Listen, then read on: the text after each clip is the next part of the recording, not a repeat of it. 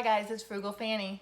I had a question from a college student who wanted to know, can you safely use recycled paper towels in the microwave?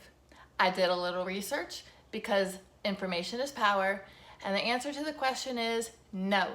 Avoid using recycled paper products in the microwave.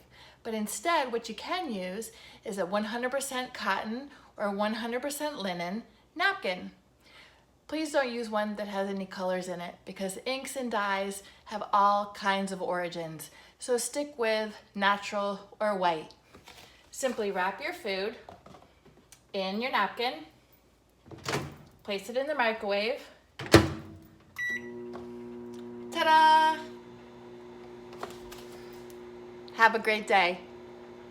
Frugal Fanny says peace, and if you like what you see, please press like and consider subscribing to Frugal Fanny YouTube channel. Have a great day.